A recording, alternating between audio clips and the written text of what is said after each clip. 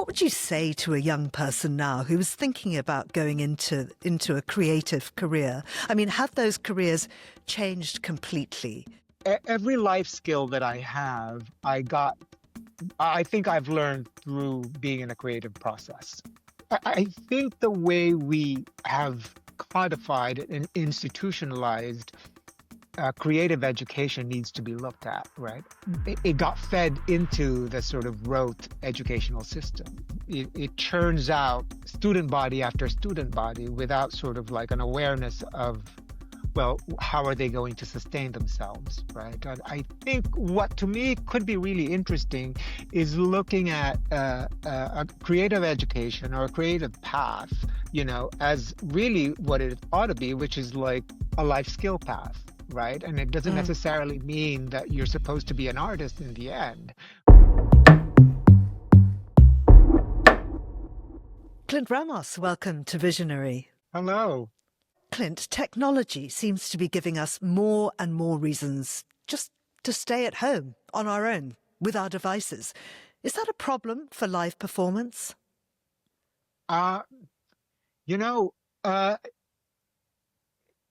I mean, that's a very complicated question. I mean, the premise of live performance is live. And so, in terms of like audience development, you do have to kind of think about, I think live performance needs to sort of consider how audiences view things digitally, whether it be the length of time that, uh, of a particular piece, or the subject matter, or how we present sort of information in these sort of like live narratives.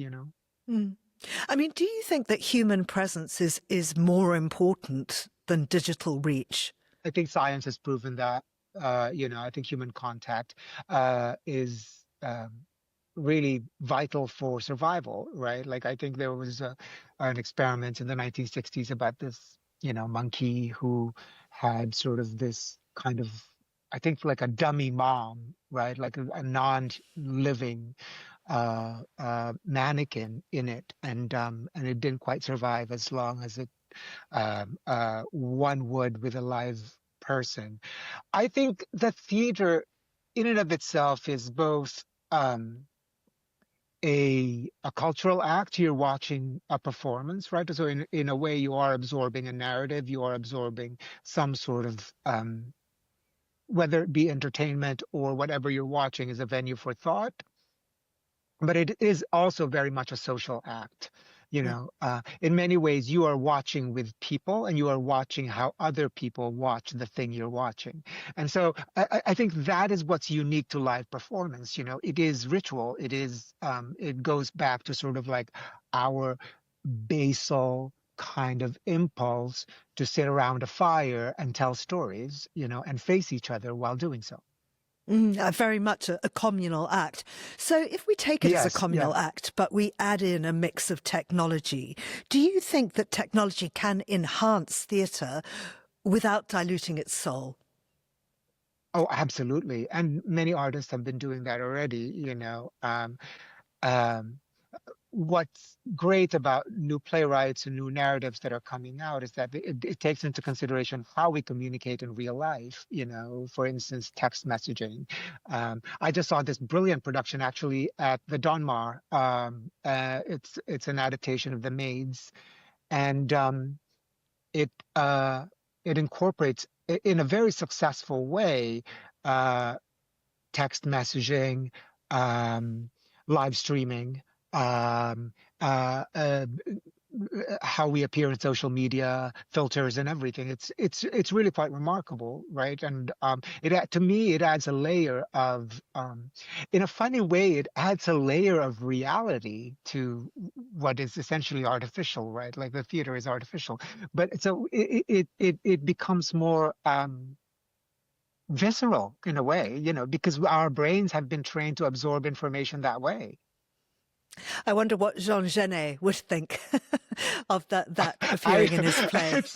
it's so funny that you say that because essentially it's the same thing, right? It is about sort of a commentary on class, and it's a commentary on capitalism, and how we consume things at breakneck speed online is very much, I think, what he was kind of like talking about in the 1920s when he wrote the play, you know. Mhm. So, do you think that attention is the new currency of creativity? I love that question. I think it is a currency. I don't know if it is the new, but it certainly is a big factor. I even find myself, and I'm older, I find myself kind of like saying, "Oh, I love 90-minute shows." You know, I just saw one last night, and I said, "Ah, that is perfect." You know, I go in at 7 o'clock in the evening. I get out at 8:30. There's time for dinner or time for whatever, you know, and I think it is about, I think our brains have advanced that way. I also have to say that I do like epic things, right? And so I love slow cinema. Like I love, you know, these like big kind of like long pieces. And I go to them, and also like epic theater, you know, like Théâtre du Soleil's 9-minute extravaganza, 9-hour extravaganzas with a dinner break in the middle. I love those. And I think those fulfill different purposes, you know. I think what's wonderful about the theater is that it offers you those different perspectives. You know, you can go for entertainment, and you can also look at it as a venue for thought and meditation. You know, and I like that. I like that you are forced to experience it in a way that kind of triggers the way your mind and body works. You know, Mm.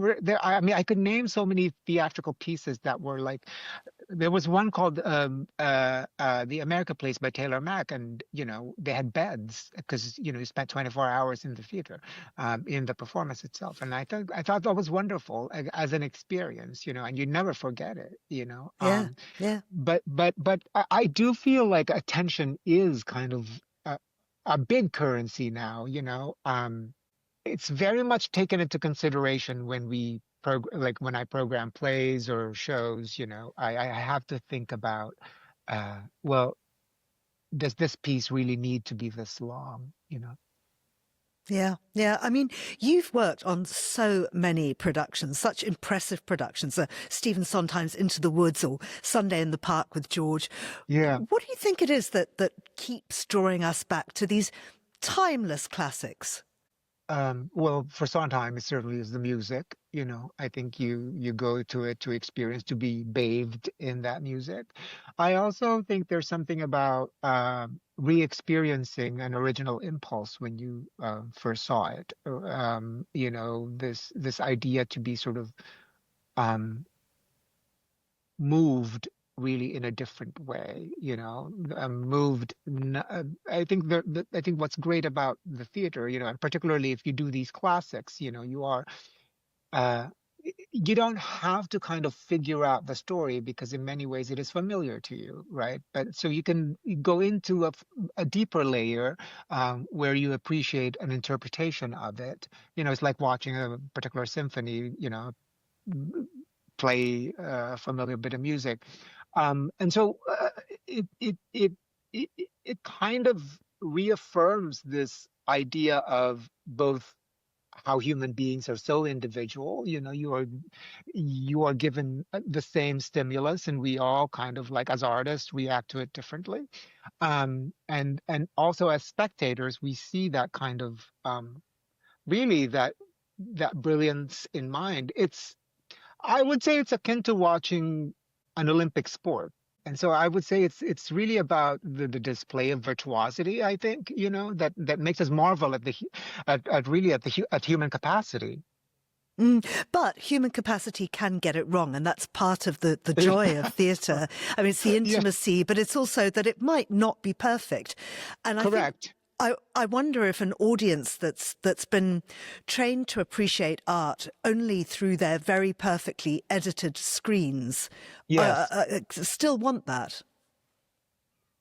Um, I know I do. You know, I think in many ways, I think that's what's also magical about the theater, right? Because it reminds us of our humanity or of our fallibility, right? And also this idea really, which is like a metaphor for life, like you don't know what's going to happen the next moment, and in many ways, I think that can never be replicated by watching something that's already finite. Like if you watch, I love movies, and so I can watch a movie, but I'm reassured of what that movie is going to be over and over again if I watch it over and over again. You're right. Like there are movies that I love. Like I love Kramer versus Kramer. And I have the same reaction every time, but I am assured of how the movie ends, right? But with live theater, I think it you go into it going into this contract, right? That at some point, if it doesn't go well, your own humanity gets shaken. You are taken out of the experience, and in many ways, that is part of the bigger experience, right? Mm. Philosophically, it's like, oh, right, these are human beings, and we're actually watching something that is alive, that might, injure itself or die. Yeah, yeah. So I'm talking to you from Here East, which is this fantastically kind of creative campus, and one of the businesses that is here is LMA, which is basically a drama school or a performance school. It Yeah. teaches would-be performers who all want to follow in your footsteps. What would you say to a young person now who is thinking about going into a creative career? I mean, have those careers changed completely? Do they need to be looking at something different? And if so, what is it now? Every life skill that I have, I think I've learned through being in a creative process. You know, um, I don't remember ever solving any life problem without applying that sort of creative process, which is scientific in a big way, but it does involve experimentation. But it involves, I think, the way you kind of approach a dilemma or a problem or a life problem. What I would say to somebody who wants to get into the creative field is like, go for it. It isn't. Uh, the rubric for success is so malleable, right? And so if you think of the creative field as a vehicle for some sort of like fame or fortune, I don't think it's the right field for you, or for anybody. But if it is if you are driven by an obsession, or if you are a type of personality or a type of person that is willing to be consumed by something, then I would say I don't think you have a choice but to be a creative person, and I would say go for it. I think the way we have codified and institutionalized creative education needs to be looked at, right? I think uh, it got fed into the sort of rote educational system, and I know in America it is a problem, right? Because it churns out uh, student body after student body without sort of like an awareness of, well, how are they going to sustain themselves, right? And I think what to me could be really interesting is looking at a creative education or a creative path, as really what it ought to be, which is like a life skill path. Right. And it doesn't Mm. necessarily mean that you're supposed to be an artist in the end. But I think, you know, it's so funny because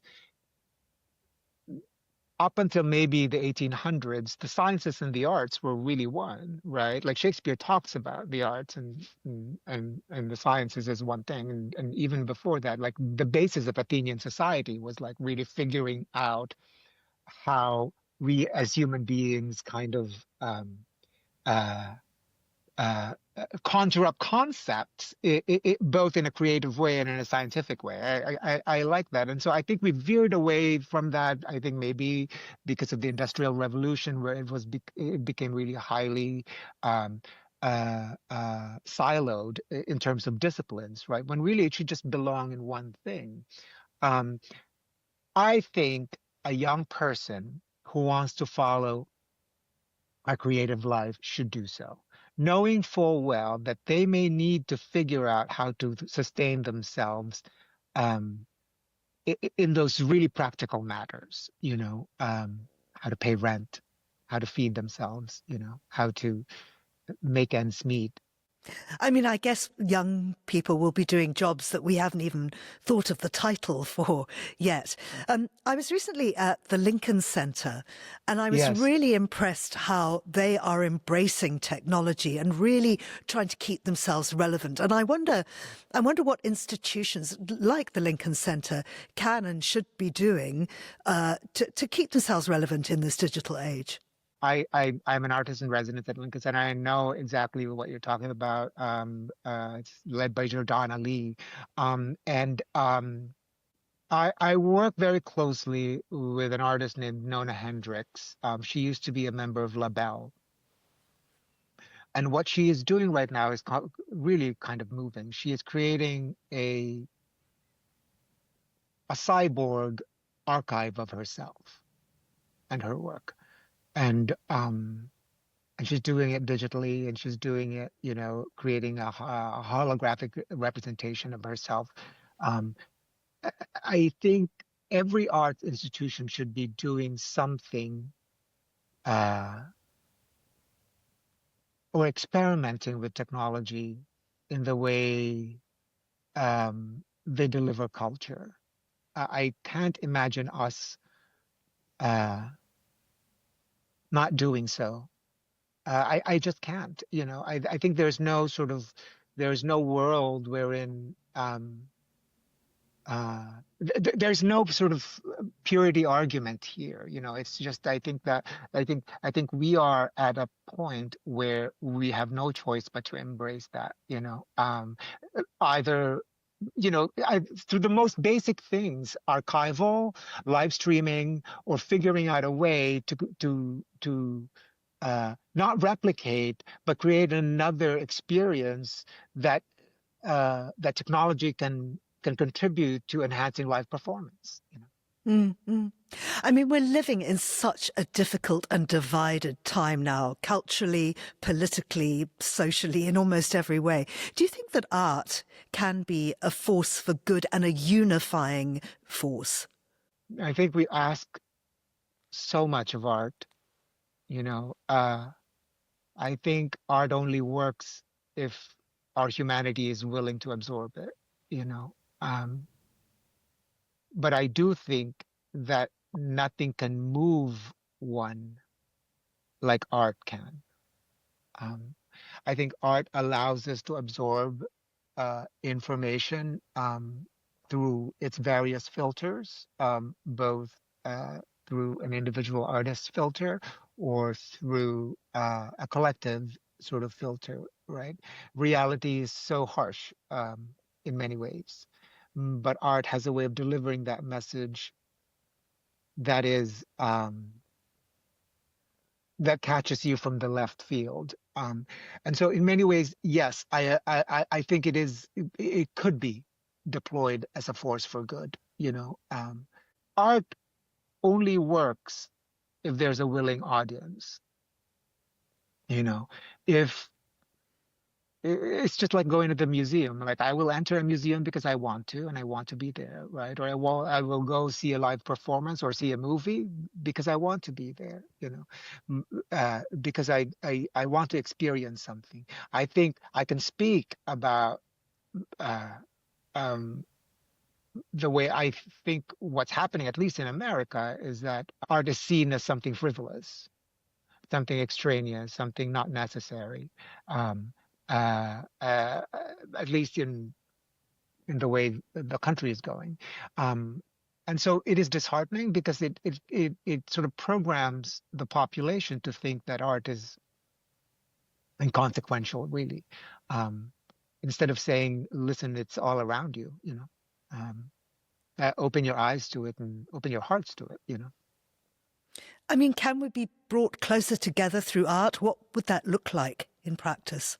I think it requires um, artists themselves to sort of really pivot. And it's hard, right? Because we make art based on our own experiences and our own beliefs, right?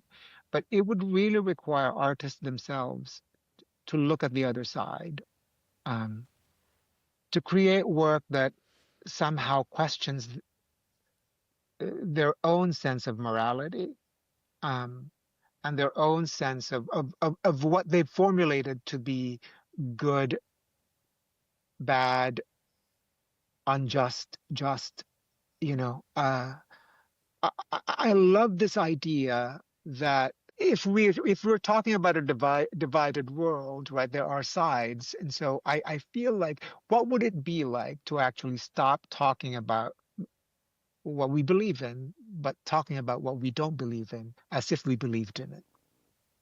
Hmm. I think that would be interesting. It's been absolutely fascinating speaking to you, Clint, and I applaud you for really thinking hard about some quite hard questions. Thank you so much for being on Thank you. Visionary. Thank you so much, Georgina. What a pleasure.